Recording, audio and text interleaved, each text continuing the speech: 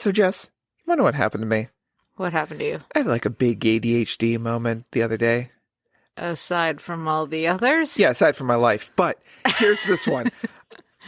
I had an entire afternoon to myself. No interruptions. I could do whatever I wanted. Sounds awesome. Now, I decided, hey, I'm going to watch a movie. Then I started looking through Netflix, then Amazon. Then I went on to YouTube and Tubi. And after 4 hours, do you want to know what I watched? What? Nothing. I picked nothing. There was too many choices. Sounds like a you problem?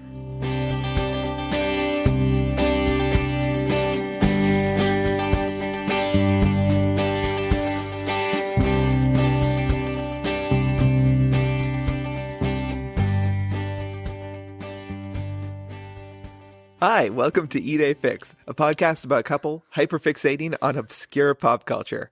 I'm your co-host, Paul Unger, and I have bees for brains. And I'm your co-host, Jess Unger, and I am the keeper of said brain bees, I guess. It's a weird analogy, but apt. I try to keep them, I guess. I do my best. But the brain bees have been in colony collapse the past little bit. And choice paralysis has been running rampant through any time I've tried to be making a decision about media lately. But it's for a very good reason. Fair. Explain, though. There's too many good choices. That stands to reason for most of the time. Do you have any examples? Well, the past bit, and like the past, I want to say it's been the past like month. I have been spoiled with good media, like media that is tailor-made to my weird niche interests. Okay, I can see that. So we have Moon Knight that came out. Yeah. I want to get all up in that. We have Gay Pirates with Our Flag Means Death. Mm-hmm. Want to get all up in that. Mm-hmm. We have so many new horror movies that have been released that I want to watch. That's a you thing, but continue. So many new shows that have been added to streaming services that I've wanted to catch up on. Yep. We have Xbox Game Pass, which you're to blame for letting me keep that subscription, and they keep on adding new content. And I have been playing so many games lately and actually beating them, and they keep on adding new ones that I want to play each week. It's too much good stuff. Okay. I can see that. But the thing is, I get into moments where I can't choose the good thing I want to watch or consume. So I end up spending an entire bout of free time I have trying to debate on which thing I want to consume, and I don't end up consuming anything. I know, and that's super frustrating. I've watched you go through a slew of games and just looking through the games that we have on Xbox, and you don't actually choose one to play. You're just looking through and talking about how you want to play every single one of them. And you don't ever pick one, which is fine. That's your prerogative. You spend your free time how you see fit. Now, I did find that there was a solution that has worked in other settings, not with media though. Okay. And I would love to credit the TikTok or the reposting of said TikTok or wherever it came from. I can't remember where it came from. Okay.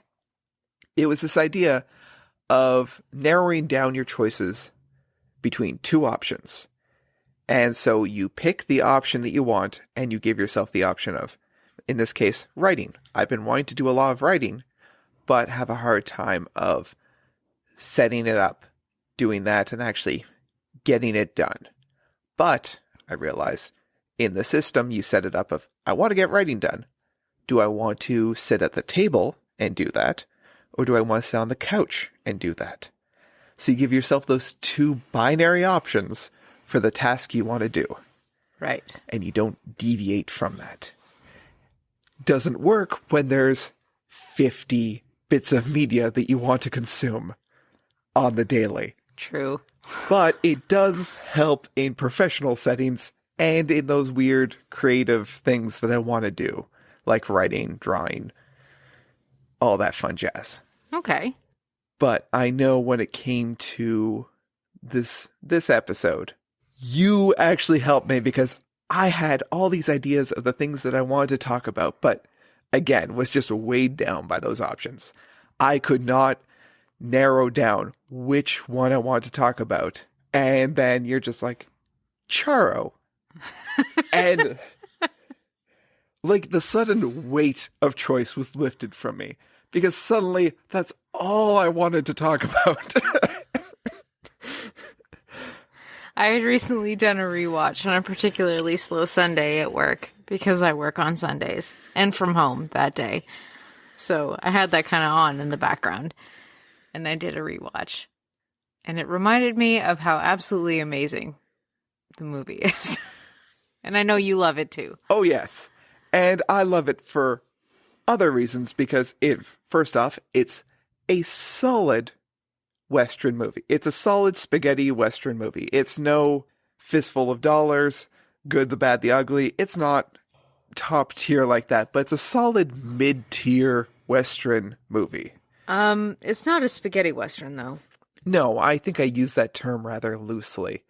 I know deep down in the cockles of information that I have apparently from whatever hyperfixation I had on filmography and cinema, that term does have a very specific usage. Yes. I'm using it super broadly because that's just where I am at this point. That's fair. Do we want to get into some technicals about this movie? Yeah. You tell the audience some of the info about this. Like, when did it come out? Okay, so first and foremost, we will preface this by saying this is part of Lights, Camera, Elvis. That was not made clear until right this moment. This is a movie Elvis stars in. And again, it is called Charro! !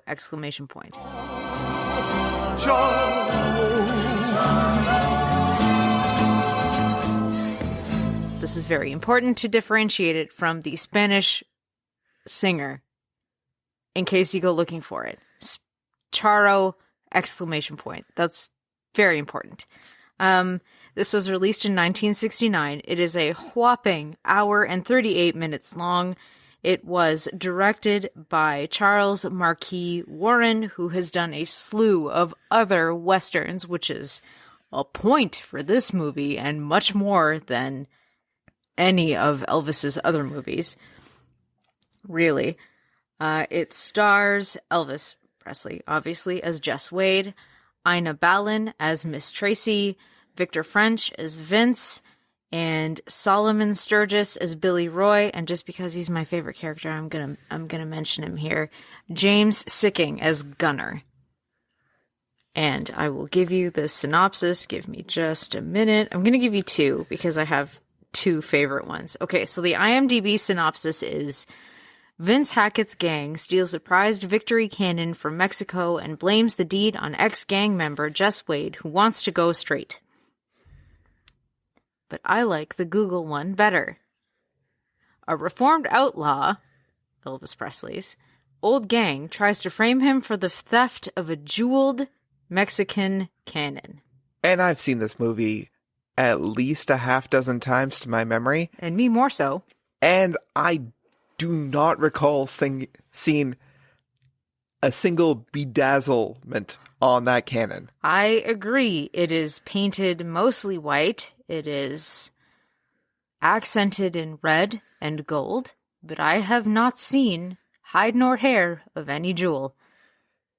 I just like that particular description because the thought of a bejeweled cannon just tickles me pink.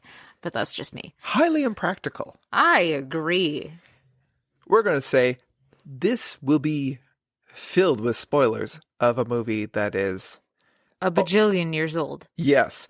So if you want to go watch it, it is on Tubi as well as YouTube. It's surprising to actually find it on a streaming service. I think it's only $5 to rent. Yeah. It is free on Tubi.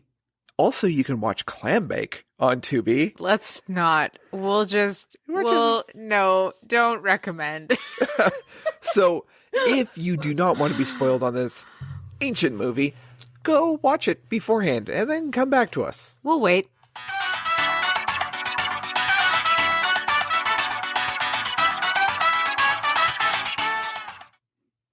Are you back? It's not bad, eh? Okay, so I think the most intriguing thing for this movie about me... It's not about you, it's about... Just wait.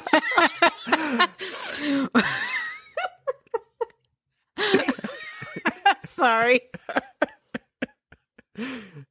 Although for a split second, my mind just very quickly replayed the movie as you in Elvis's role. Would watch. 10 out of 10. I think you'd be put off by me singing the soundtrack.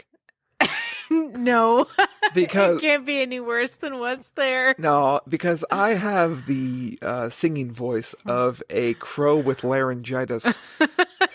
So Elvis phones in the soundtrack here just by singing Charro, the title track, with some weird guitar and synth. There's no synth in it. Oh, maybe I'm just thinking of the soundtrack throughout the rest of the movie. No, it's mostly trumpet. If we're being honest, it's mostly trumpet. And it's mostly violin and trumpet. Anyway. Maybe it just has that electronic sound to it. No, it's pretty Western. Anyway, we'll get into that in a little bit. The thing that I find intriguing about it, is that it could be a really good movie with a few changes in it. And I think that's something that has taken over all my brain space on this movie. I keep on thinking about how much better this movie could be with like slight changes to it. I only have one change. What are yours? Okay. So, I've given this a lot of thought, and in preparation for this podcast, I've actually prepared a brief treatment of my recommendations for changes. Okay. Treatment. Okay, like full script change, but we'll just paraphrase through it. I'm already feeling less willing to share mine now. Go ahead. Yeah, you've already opened up this can of worms. You can't... I have no intention to. Yeah, you can't unshoot this cannon.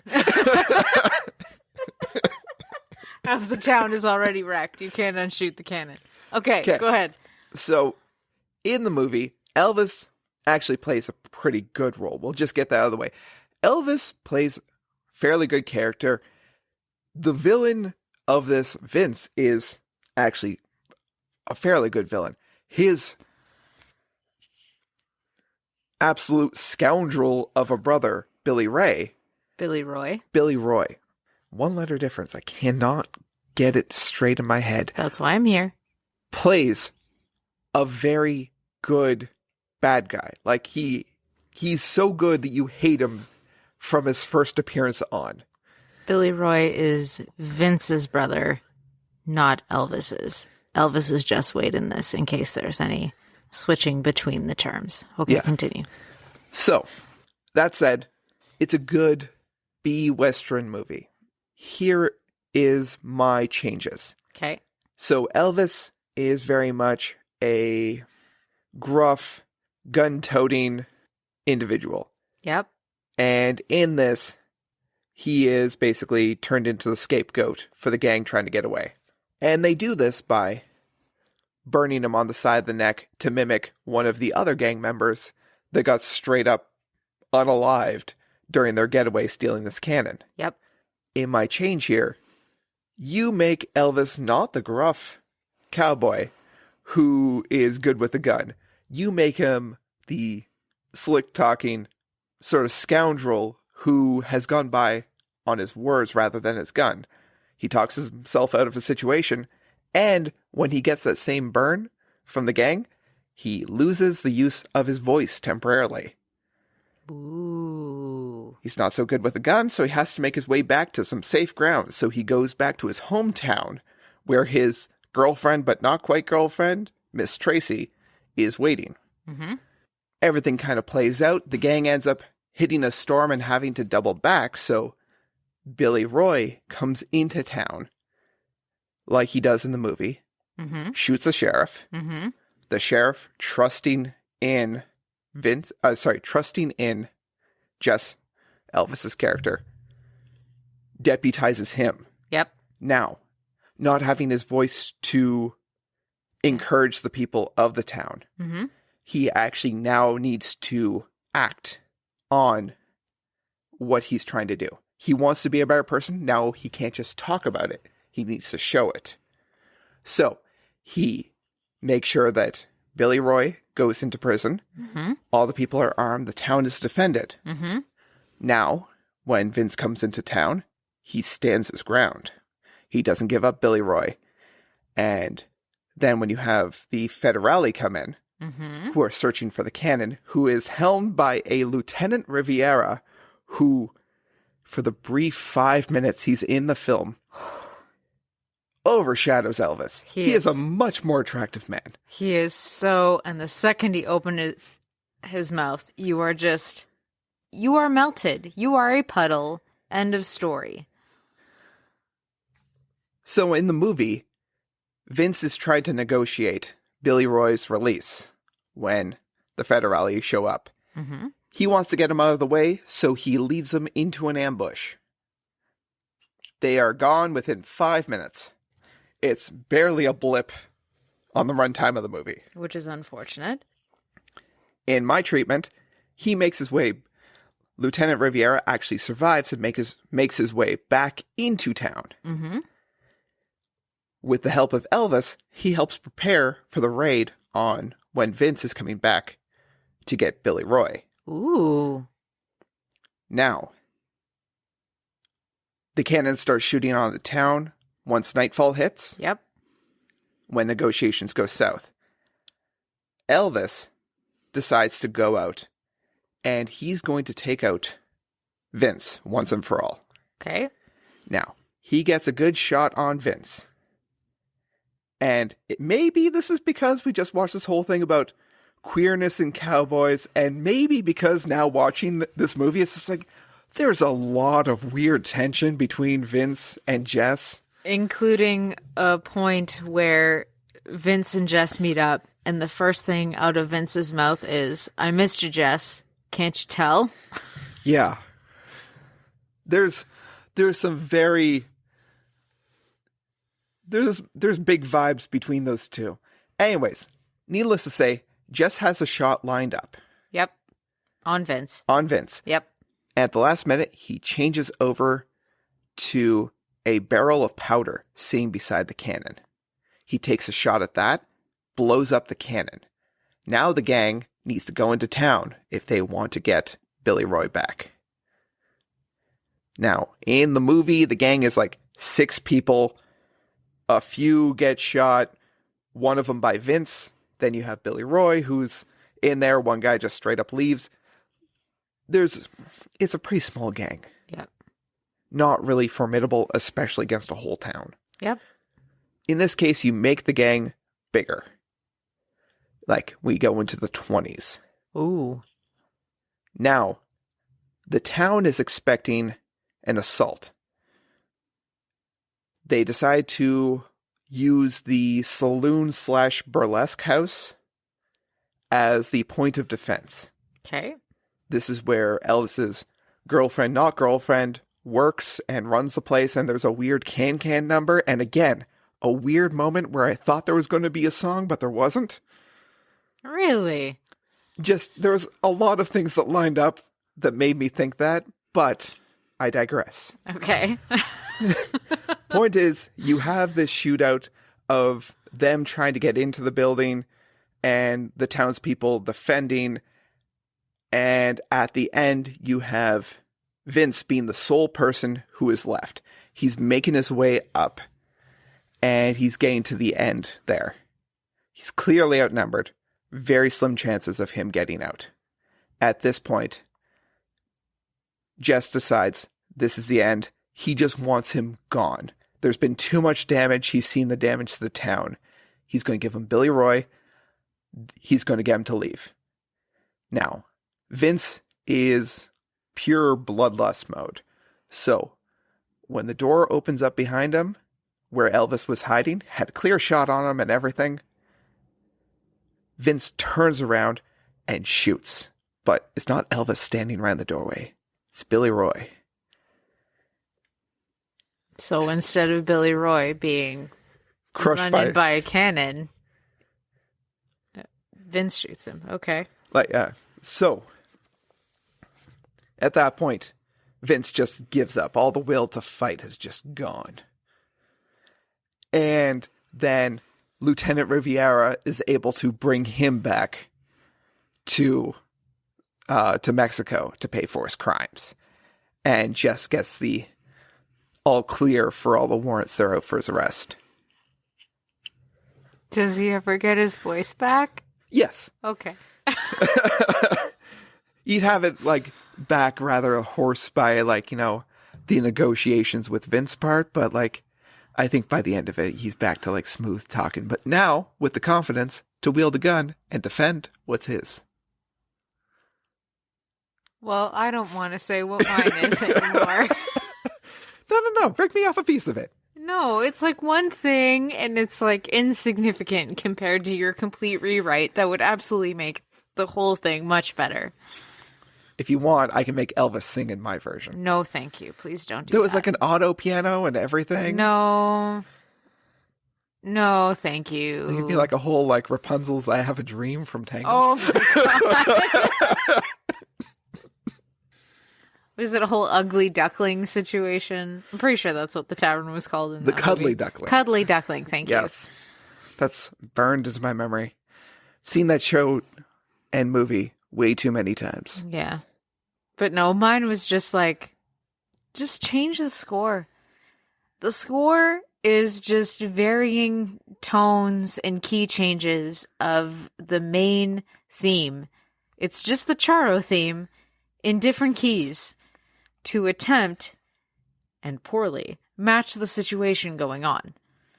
Just make it a legit soundtrack. That's all I'm asking. That's all I want. Everything else can stay. I literally don't care. Just change the soundtrack. It's the same stupid song. Anyway, that's mine. Yours is better. The soundtrack would definitely help because it's not great and is to a way much more upbeat movie. It doesn't fully match what's going on. At one point in the beginning of the movie when Jess gets cornered by Vince and Vince makes him kind of go off to actually go get his neck burnt. It's oddly upbeat and you're are they going to save the world? It does kind of have that vibe. But the movie does have some weird tonal issues. It does. And there's some weird shoehorned things in there. The one thing I noticed was throughout the entire movie, Elvis does not smile. There is no smiling. It is not a happy movie for him. He's very solemn. However, at the beginning of the movie, just to make sure that you are fully aware, hey, this is Elvis. When he gets into the town before he enters the saloon to go meet Vince, whom he does not know that is who he is meeting, he gets off his horse and there's a bunch of town people looking at him, kind of concerned, he's going to open fire on them. Instead, he puts his hands up. What does he do? Flashes the classic crooked Elvis smile. Just so you're aware that this is Elvis. Just so you know. And then after that, he doesn't smile for the rest of the movie. So that was a weird shoehorn, in my opinion.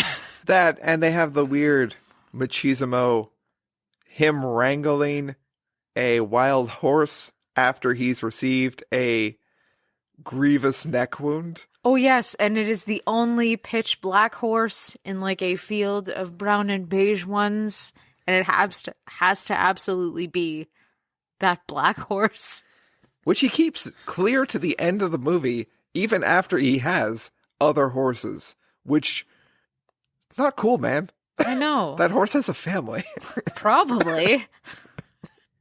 Okay, so now having said all that, what was it when I first probably made you watch this movie? What drew you to it as being one of your favorites? Well, I know that I have a fondness for Westerns, and that's just something from watching so many with my dad that I do really love the genre. But I know when we first watched this, there was this moment where you were introducing me to these movies, but you were doing it in like a jokesy way of like, hey, look how crazy these Elvis movies are. We should just watch them and just see what it's like. And you were trying to downplay how much of a super fan you were of it. Yeah. And so when the movie started up and it was called Charro, and having no access to internet to look that up in the moment and no idea of what it meant, and only having like the singer as like the reference point, I just kept on asking who was Charro, and kept on going like, is he Charro? Is the horse Charro? Is the cannon Charro? And that went on for a good the good first quarter of the movie. And I finally stopped, not because it wasn't a fun time joking about that, because I've still gone back to doing that every so often, but because I actually got lost in the movie, and it was fun to experience that with you. Okay. That being said, ever since I've watched it, that rewrite has been going on in the back of my head, like constantly cloud computing in the back there, just because it's a really good premise that I could even see working well in like a different genre, like a sci-fi Star Wars type setup. Okay, that's fair. It would be interesting. Mm-hmm. For sure. I even think like one of the Star Wars visions, like those anime shorts that they did on Disney Plus. Yeah. One of them even got close, and I was like, ooh. Oh. It brought in Jedis by the end of it, and I think I was just like, oh, Jedis. Like, Star Wars is great. I love Star Wars. But Star Wars stories told without Jedis get significantly better. True. Okay. Yeah, like Mandalorian, I love The Mandalorian. The weakest elements I find of it are when Jedi get involved. Aside from that one episode with Ahsoka. Yeah. Yeah. Point is, I can go on about this, and that's a whole other thing. And I think that we'll actually have to, if we start getting really pedantic about Star Wars and the extended universe, we need to bring in another Divergent podcast co-host in here to talk about that. Which is totally doable and will happen at some point, because there's also the whole matter of discussing Star Trek as well. So there's that. Yes. And we're talking about our personal friend and friend of the show, Adam Ardero from the Neurodivergent Polyamorist podcast, who we've talked in depth many of times about the intricacies of Star Trek, and Star Wars, and so many other properties. It's crazy. But the point is, that is a whole other can of worms that if we get into it, I cannot stop. So we're just going to put a pin in it right now. Okay. But this one, when we were discussing it, that you were saying that you thought many of Elvis's movies could not benefit from a rewrite, but that they were a good story told poorly. Yes. Now, there are some caveats to that. I was just going to say, yes. For instance, all of his racing movies can be compressed into one, or scrap all of them and just Viva Las Vegas. Which is a racing movie at its core. Yes. So get rid of everything else and just Viva Las Vegas instead of all the other racing movies, because they're effectively the same but less. Yes. Harem Scarum can go burn in the whatever the bottom circle of hell is. That is where that movie belongs. It is so unacceptable culturally right now. And even then, it was so terrible. but that movie, I'm sure there was people who were passionate about filmmaking and their craft who were working on that movie. It does not deserve to see the light of day. I agree. Ugh. But in his other movies, there are weird and interesting stories that deserve to be remixed or retold. Not all of them will be fantastic, but some of them could be a lot better by making a little change here and there. Such as? Oh, I think it's Live a Little, Love a Little, where he's a photographer and he has two jobs and he has both jobs full time and he's living a double life where his one job can't know about the other job, so he keeps bouncing between each photo shoot for each company, and he is living with a woman who keeps changing her name, and she's a giant Great Dane named Albert, and Winnie the Pooh is in it. Yes, first off, that entire plot hurts my mind. It does. It causes me physical pain to try and figure out what the plot of that movie is. Here's my improvement to it. Make it a TV show. Okay. However, caveat on my end, the song Edge of Reality stays. Oh, definitely. That's the theme song. It is a bop. It is. I can settle with that. Okay. That's all I ask. But yes, most of them can be improved by just cleaning up the plot a little bit. Definitely fixing some glaring PC issues that are in some of those movies. Yeah. There's definitely some movies that we've tried to talk about on this show that we just are not able to because the subject matter is just way out of our league. Yeah. And so those movies, not bad in their own right, but nowadays you would handle that subject matter significantly differently. Yes, absolutely. But I stand by that. A lot of the movies could be made better. Some of them are all right the way they are. Yep.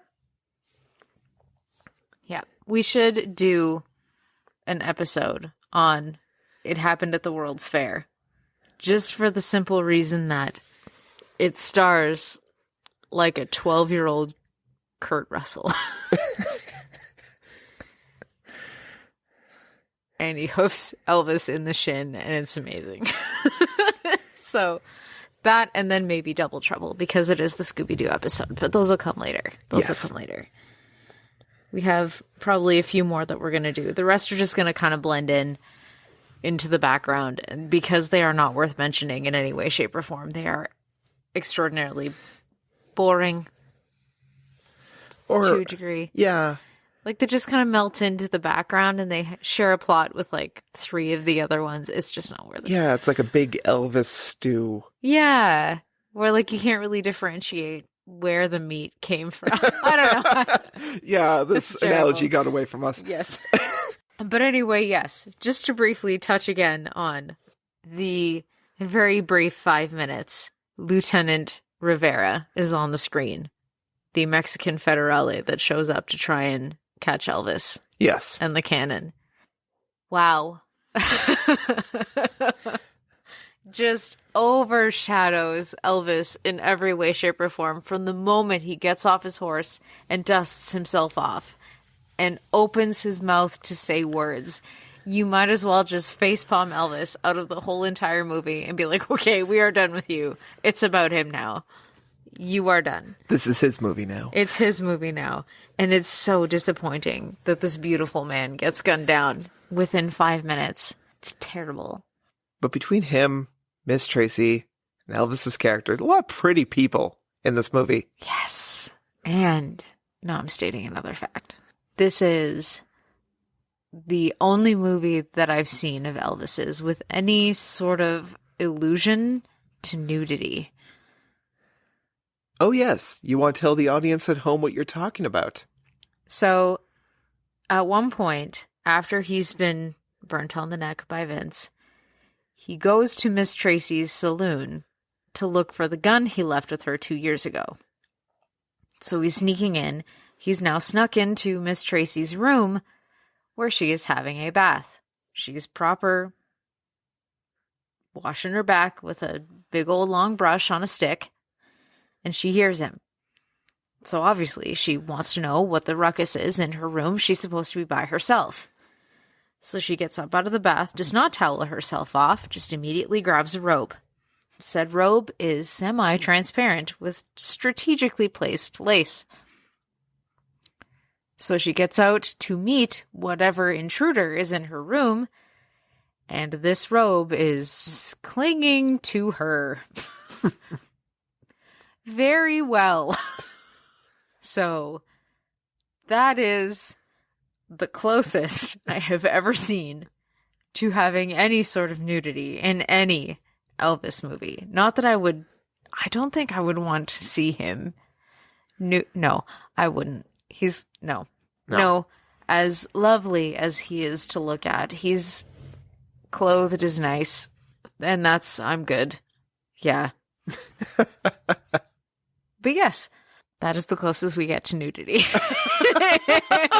in an Elvis movie. And I remember seeing that for the first time and going, oh, how risque, and just being taken aback by it. I'm like, well, this is a really serious movie. You can tell it's serious. You almost saw some side boob. Right? Exactly. But yes, and you were mentioning that there's actually a version of this movie floating around out there that actually has full nudity. There was an IMDb post that said in some of the cuts there was. And I remember we had a DVD copy that we cannot find the actual disc for, hence why we found it on Tubi. That there was a little bit more that I remembered. And so I didn't really do much looking into it, but just that it said that some cuts may have that. So we just did a quick fact check, and it turns out that I was right and not having a weird fever dream. It turns out that there was nudity in that movie in the cut of the DVD that we had, but not on Tubi, which is weirdly rated G. Yeah, I mean, I don't think it has anything to do with the language, because there is no... No, but I think that even like The Hunchback of Notre Dame has like a PG-13 or a PG rating. Well, that's because Frollo's so hot for teacher that it's awkward and nobody should... Anyway, we're not here to discuss Frollo. But yes, there was a more graphic scene of the branding where there's like a close-up of the hot iron on Elvis's neck. And there's a full back nudity of Ina Balin as she comes out of the bathtub. Not mad at it, just saying. So yeah, overall, this is, I would say, one of Elvis's best. Because it is a more serious movie. There's no ridiculous singing for no reason.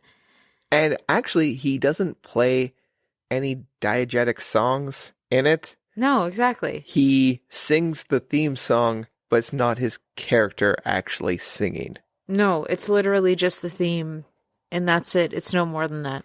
I wish more of his movies did that. Yeah, there aren't really many. All of the other ones he does dive into at least one song. Because I know in Change of Habit, he does the one when Mary Tyler Moore first walks into his clinic and he's got those giant sideburns and he's grooving out to, I think he's singing Rubberneckin'? Yes. To a bunch of women playing the guitar? Yeah, just dawned on me how not appropriate.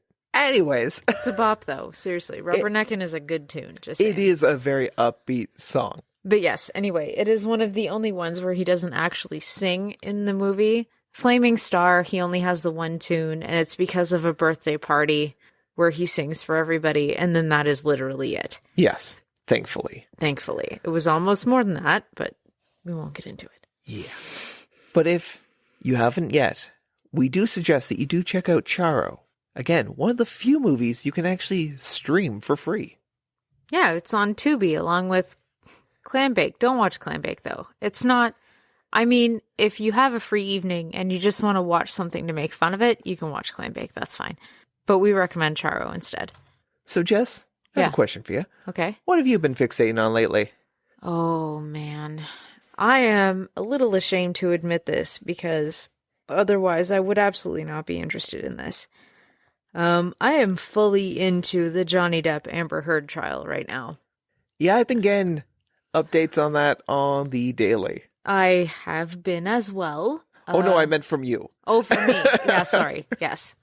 I have been watching the summaries daily of what has been happening in court. You're not one for entertainment news. Like, you normally revile that stuff. I do not care normally about these things, but there's something about this trial. I guess, I don't know if it's the size of it or the fact that this could actually be really big for male domestic violence victims. So there's that.